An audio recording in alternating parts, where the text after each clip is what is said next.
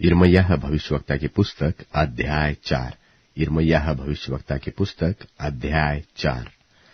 यहोवा की यह वाणी है कि हे इस्राएल, यदि तू लौट आना चाहती है तो मेरे पास लौट आ, और यदि तू घिनौनी वस्तुओं को मेरे सामने से दूर करे तो तुझे आवारा फिरना न पड़ेगा। और यदि तू सच्चाई और न्याय और धर्म से यहोवा के जीवन की शपथ खाए तो अन्य जातियां उसके कारण अपने आप को धन्य कहेगी और इस पर घमंड करेगी, क्योंकि यहोवा ने यहूदा और यरूशलेम के लोगों से यो कहा कि अपनी पड़ती भूमि में हल जोतो और कटीले झाड़ों के बीज मत बो। हे यहूदा के लोगों और यरूशलेम के निवासियों, यहोवा के लिए अपना खतना करो, हाँ, अपने मन का खतना करो, नहीं तो तुम्हारे बुरे कामों के कारण मेरा क्रोध आग की नाई भड़केगा और ऐसा होगा कि कोई उसे बुझा न सकेगा।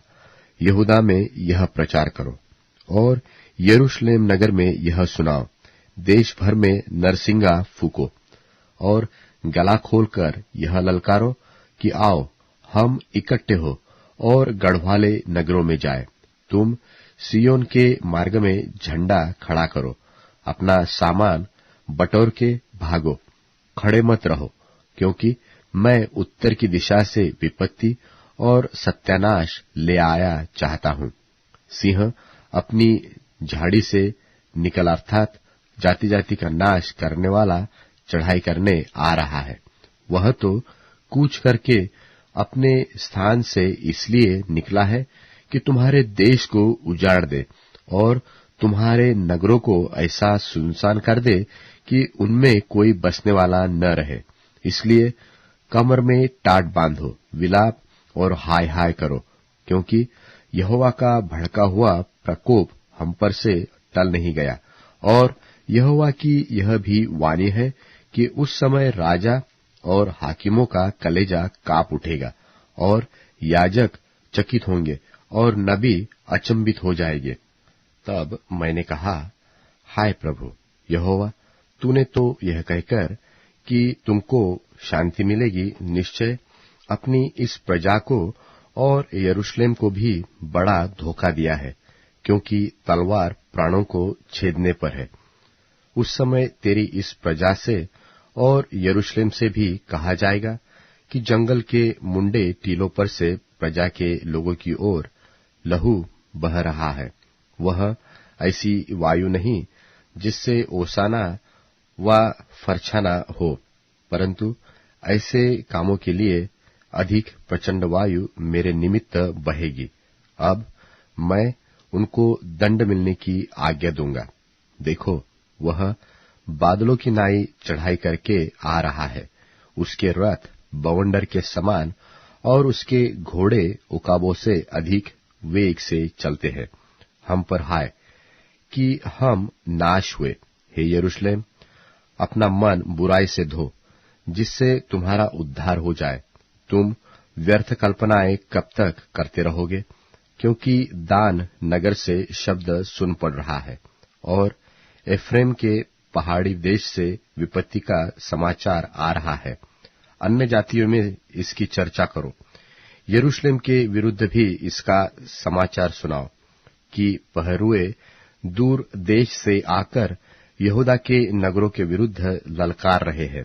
वे खेत के रहने वालों की नाई उसको चारों ओर से घेर रहे हैं, क्योंकि वह मुझसे फिर गई है।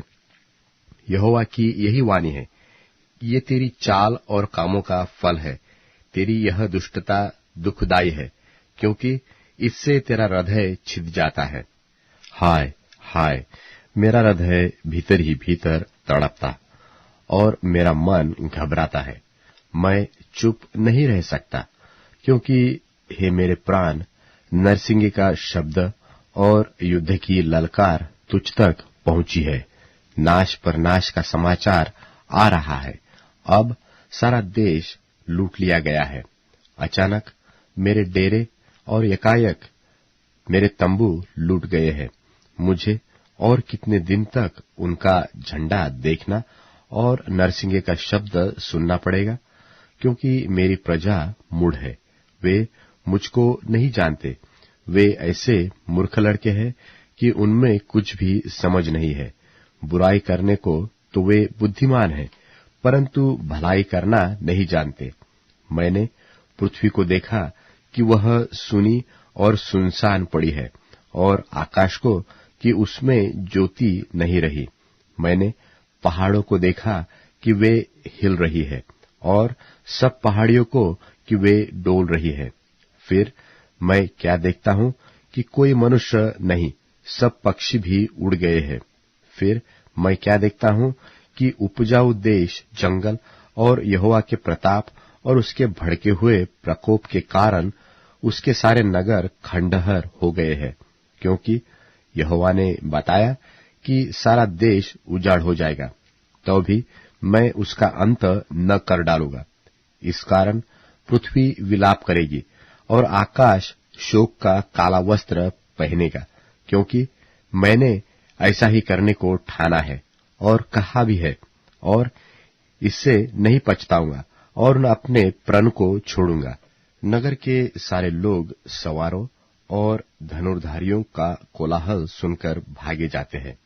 वे पहाड़ियों में घुस जाते और चट्टानों पर चढ़ जाते हैं।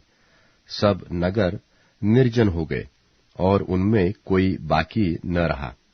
तू जब उजड़ेगी तब क्या करेगी? चाहे तू लाल रंग के वस्त्र पहने और सोने के आभूषण धारण करे और अपनी आंखों में अंजन लगाए, परंतु तू व्यर्थ ही अपना श्रृंगार करेगी, क्योंकि तेरे मित्र तुझे निकम्मी जानते हैं और वे तेरे प्राणों के खोजी है। क्योंकि मैंने जच्चा का सा शब्द, पहलौठा जन्माती हुई स्त्री की सी चिल्लाहट सुनी है।